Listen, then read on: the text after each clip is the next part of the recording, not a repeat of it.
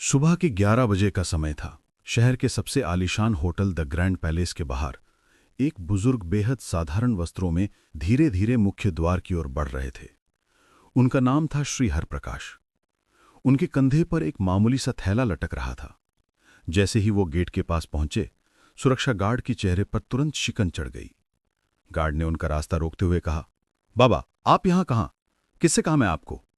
श्री हरिप्रकाश ने विनम्रता से कहा, बेटा, मेरी यहां बुकिंग है, बस उसी के संबंध में पूछना था। गार्ड ने अपने साथी गार्ड से हंसते हुए कहा, सुनो तो, बाबा कह रहे हैं कि इनकी यहां बुकिंग है। फिर वो श्री हरिप्रकाश की ओर मुड़ा, बाबा, आपसे कोई भूल हुई है, किसी ने आपको गलत पता दे दिया होगा। ये द ग्रैंड पैलेस है, यहां बड़े बड़े रईस लोग ही आते हैं, कोई आम इंसान इसका खर्च नहीं उठा सकता। तभी होटल की रिसेप्शनिस्ट नेहा शर्मा ने यह सब सुन लिया। उसने श्री हरिप्रकाश को ऊपर से नीचे तक घूर कर देखा और उसके होठों पर एक व्यंग्यात्मक मुस्कान आ गई। वो मुस्कान स्वागत की नहीं बल्कि अपमान और उपहास की थी। नेहा ने कहा, बाबा, मुझे नहीं लगता आपकी कोई बुकिंग यहां होगी। ये होटल बहुत महंगा है, आप शायद गलत पते पर हैं। श्री हरिप्रकाश ने उसी शांत भाव से उत्तर दिया, बेटी, एक बार जांच तो कर लो, संभव है मेरी बुकिंग यहीं हो। नेहा ने बेरुखी से कंधे उचकाते हुए कहा, ठीक है, पर इसमें वक्त लगेगा, आप उस प्रतीक्षा क्षेत्र में जाकर बैठ जाइए। श्री हरिप्रकाश ने हामी भरी और धीरे धीरे वेटिंग एरिया की ओर चले गए। लॉबी में बैठे दूसरे मेहमान उन्हें अजीब निगाहों से देखने लगे। किसी ने फुसफुसाया, लगता है मुफ्त के भोजन की फिराक में है। कोई और बोला, इसकी इतनी हैसियत नहीं कि यहां का एक गिलास पानी भी पी सके। श्री हरिप्रकाश ने सब सुना, पर वे मौन रहे।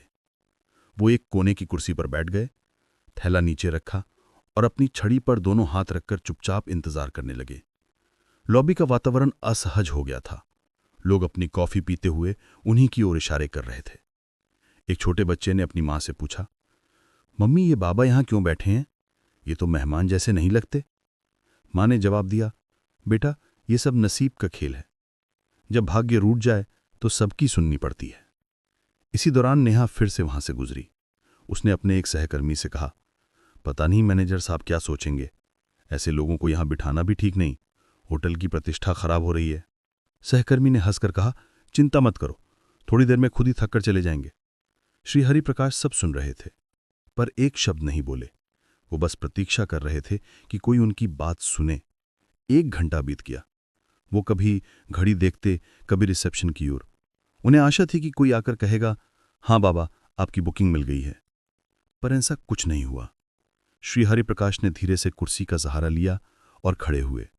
उन्होंने रिसेप्शन की ओर देखकर कहा, बेटी, अगर तुम बहुत व्यस्त हो तो अपने मैनेजर को बुला दो, मुझे उनसे एक आवश्यक बात करनी है। नेहा ने मन में सोचा, हद है, अभी इन्हें मैनेजर से मिलना है। उसने बेमन से फोन उठाया और hotel manager mister Rajiv Khanna को कॉल मिलाया। उसने कहा, सर, एक बुजुर्ग आपसे मिलना चाहते हैं। मिस्टर राजीव खन्ना ने दूर से श्री हरिप्रकाश को देखा और फोन पर हंसते हुए कहा, क्या ये हमारे गेस्ट हैं या बस ऐसे ही चले आए हैं? मेरे पास अभी टाइम नहीं है, इन्हें बैठने दो, थोड़ी देर में खुद चले जाएंगे। नेहा ने वही आदेश दोहराया और श्री हरिप्रकाश को और थोड़ी देर बैठने का आदेश दिया।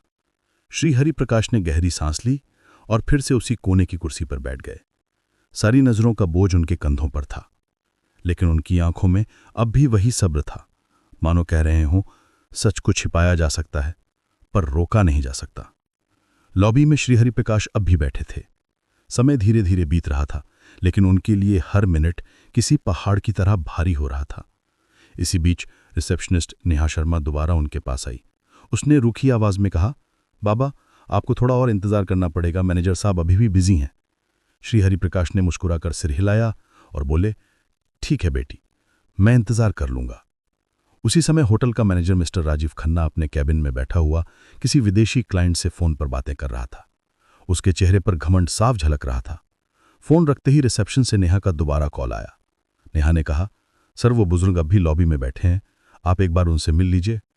मिस्टर राजीव खन्ना ने हंसते हुए कहा, बैठा रहने दो, थोड़ी देर में थककर खुद ही चला जाएगा, मेरे पास ऐसे फालतू लोगों के लिए वक्त नहीं है। तभी वहां एक छोटा कर्मचारी आया। नाम था अमन।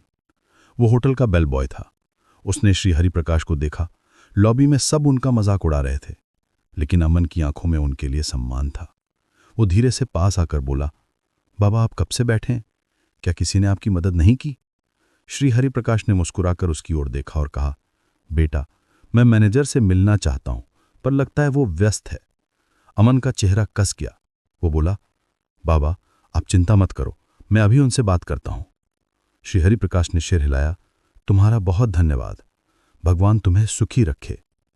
अमन तेज कदमों से मैनेजर की केबिन की ओर गया। दरवाजे पर पहुंचते ही उसने नॉक किया और अंदर चला गया। मिस्टर राजीव खन्ना ने इशारे से पूछा, क्या बात है? अमन ने आदर से कहा, सर, लॉबी में एक बुजुर्ग बैठे हैं, वो आपसे मिलना चाहते हैं। मिस्टर राजीव खन्ना ने भौहें चढ़ाई और ठंडी आवाज में बोला, अमन, कितनी बार समझाना पड़ेगा? मुझे ऐसे फालतू लोगों की रिपोर्ट्स में कोई इंटरेस्ट नहीं है, ये सब बकवास है। अमन ने फिर हिम्मत की, लेकिन सर, ये रिपोर्ट साफ कहती है कि श्री हरिप्रकाश हमारे होटल के मालिक हैं। अगर हमसे कोई बड़ी भूल हो गई है तो। मिस्टर राजीव खन्ना ने उसकी बात बीच में ही काट दी। उसने रिपोर्ट को अपनी ओर खींचा, फिर बिना एक नजर डाले ही उसे वापस अमन की ओर फेंक दिया। उसकी आवाज में अहंकार और भी बढ़ गया था। मुझे ये बकवास नहीं सुननी। तुम्हें कहा ना, जाकर अपना काम करो। यह होटल मेरी काबिलियत से चलता है, किसी बूढ़े की भीख से नहीं। अमन सन्न रह गया। उसके चेहरे पर गहरी हताशा थी। वो रिपोर्ट हाथ में लेकर बाहर आ गया। लॉबी में आकर उसे श्री हरिप्रकाश का शांत चेहरा याद आया, उनकी आंखों का धैर्य। उसे लगा कि ये बात अब सिर्फ एक होटल की नहीं है, ये इंसानियत का इम्तिहान है। धीरे धीरे शाम गहरी हो गई। मेहमान जा चुके थे, स्टाफ अपने काम में व्यस्त था, लेकिन अमन के दिल की बेचैनी बढ़ती जा रही थी। उसे विश्वास था कि आने वाला कल इस होटल का इतिहास बदल देगा। अगली सुबह का सूरज एक नया दृश्य लेकर आया। द ग्रैंड पैलेस के हर कोने में एक अजीब सी फुसफुसाहट थी। स्टाफ एक दूसरे से कानफुसी कर रहा था। कल जो बाबा आए थे, सुना है वो कोई बहुत बड़ी हस्ती हैं। दूसरे ने जवाब दिया, हाँ, मैंने भी सुना, वो होटल के सबसे बड़े शेयर होल्डर हैं। ये खबर पूरे होटल में फैल गई, पर किसी को यकीन नहीं हो रहा था। सबके मन में एक ही सवाल था, क्या सचमुच वो साधारण सा बुजुर्ग इस आलीशान होटल का मालिक हो सकता है? ठीक 10:30 बजे लॉबी का माहौल एक पल में बदल गया। होटल के मुख्य द्वार से उसी सादगी भरे कपड़ों में श्री हरिप्रकाश ने प्रवेश किया, पर इस बार वो अकेले नहीं थे। उनके साथ एक सूट बूट पहना व्यक्ति था, जिसके हाथ में एक काला ब्रीफकेस था। सबकी निगाहें एक साथ उन्हीं पर जम गईं। गार्ड, रिसेप्शनिस्ट, वेटर सब अपनी जगह जड़ हो गए। कल जिस शख्स को सबने धुतकारा था, आज वही किसी राजा की तरह होटल में दाखिल हो रहे थे। श्री हरिप्रकाश ने सीधे हाथ से इशारा किया, मैनेजर को बुलाओ। उनकी आवाज में अब नरमी नहीं, बल्कि एक अधिकार की दृढ़ता थी। कुछ ही देर में मिस्टर राजीव खन्ना बाहर आया। उसके चेहरे पर घबराहट थी, पर अहंकार अब भी कायम था। वो नकली मुस्कान के साथ बोला, जी कहिए बाबा, आज फिर तशरीफ ले आए? श्री हरिप्रकाश ने उसकी आंखों में झांका और ठंडे स्वर में कहा, मिस्टर खन्ना, मैंने कल ही कहा था कि तुम्हें अपने बर्ताव का नतीजा भुगतना पड़ेगा। आज वही दिन है। मिस्टर खन्ना सकपका गया। उसने हंसकर बात को टालना चाहा। श्री हरिप्रकाश के साथ आए अधिकारी ने ब्रीफकेस खोला, उसमें से एक मोटी फाइल निकालकर सबके सामने टेबल पर रख दी। उसने ऊंची आवाज में कहा, ये दस्तावेज साबित करते हैं कि इस होटल के 65% शेयर श्री हरिप्रकाश जी के नाम पर हैं। इस होटल के असल मालिक यही हैं। पूरा स्टाफ हक्का बक्का रह गया। नेहा शर्मा के हाथ कांपने लगे। लॉबी में मौजूद मेहमान एक दूसरे को देखकर फुसफुसाने लगे, ये तो वाकई में मालिक हैं, हमसे बहुत बड़ी गलती हो गई। श्री हरिप्रकाश ने अपनी छड़ी जमीन पर टिकाई। उनकी आवाज अब तेज और गंभीर थी, मिस्टर खन्ना, आज से तुम इस होटल के मैनेजर नहीं हो। तुम्हारी जगह अब अमन इस पद को संभालेगा। मिस्टर राजीव खन्ना गुस्से से कांपने लगा, आप होते कौन हैं मुझे निकालने वाले? मैं इस होटल को सालों से चला रहा हूं। श्री हरिप्रकाश गरजते हुए बोले, यह होटल मैंने अपनी मेहनत से बनाया है, इसकी नींव मैंने रखी थी। मैं चाहूं तो तुम्हें 1 सेकंड में बाहर फेंकवा सकता हूं, पर सजा के तौर पर तुम्हें वही फील्ड का काम दिया जा रहा है जो तुमने दूसरों से करवाया है। श्री हरिप्रकाश ने अमन को पास बुलाया। उन्होंने उसके कंधे पर हाथ रखा। तुम्हारे पास शायद पैसा नहीं था, लेकिन तुम्हारे दिल में इंसानियत थी। यही असली योग्यता है, इसलिए तुम इस पद के सच्चे हकदार हो। अमन की आंखों से आंसू बहने लगे। उसने भावुक होकर कहा, साहब, मैंने तो सिर्फ अपना फर्ज निभाया था। श्री हरिप्रकाश मुस्कुराए, बेटा, यही सबसे बड़ी काबिलियत है। फिर उन्होंने रिसेप्शनिस्ट नेहा शर्मा की ओर देखा। उनकी नजरों में इतनी सख्ती थी कि नेहा सहम गई।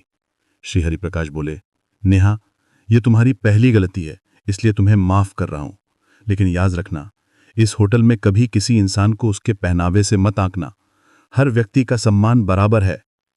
नेहा ने हाथ जोड़ लिए और रोते हुए बोली, मुझे क्षमा कर दीजिए सर, आगे से ऐसी भूल कभी नहीं होगी। श्री हरिप्रकाश ने चारों ओर देखा और बुलंद आवाज में कहा, सब लोग सुन लें, यह होटल सिर्फ अमीरों की जागीर नहीं है। यहां इंसानियत ही असली पहचान मानी जाएगी। जो भी अमीर और गरीब के बीच भेदभाव करेगा, उसकी इस जगह पर कोई जरूरत नहीं होगी। लॉबी में मौजूद सभी मेहमानों ने जोर जोर से तालियां बजाईं। हर कोई श्री हरिप्रकाश को आदर से देख रहा था। जो कल तक उन्हें एक भिखारी समझ रहे थे, आज वही उनके सामने नतमस्तक थे। श्री हरिप्रकाश ने अंत में कहा, असली अमीरी धन दौलत में नहीं, इंसान की सोच में होती है। अगर सोच विशाल हो तो इंसान खुद ब खुद बड़ा बन जाता है। इतना कहकर वो अपने साथी के साथ होटल से बाहर निकल गए। पीछे खड़ा पूरा स्टाफ और मेहमान देर तक उन्हें श्रद्धा से देखते रहे और मन ही मन सोच रहे थे, मालिक हो तो ऐसा, जो इंसान को उसकी इंसानियत से परखे, ना कि उसकी ये कहानी पूर्णतः काल्पनिक है, मनोरंजन और शैक्षिक उद्देश्यों के लिए बनाई गई है। सभी पात्र, घटनाएं और संवाद काल्पनिक हैं। किसी वास्तविक व्यक्ति, संस्थान या घटना से कोई संबंध नहीं है। कृपया इसे केवल एक कहानी के रूप में देखें। हमारा उद्देश्य किसी की भावनाओं को आहत करना नहीं है। अगर आपको ये कहानी पसंद आई तो कृपया लाइक करें और ज्यादा से ज्यादा लोगों के साथ शेयर करें। कमेंट में बताएं कि आपको कौन सा हिस्सा सबसे अच्छा लगा। प्रेरणादायक कहानियों के लिए हमारे चैनल को सब्सक्राइब करना न भूलें। न्याय में देरी हो सकती है, पर न्याय होकर रहता है।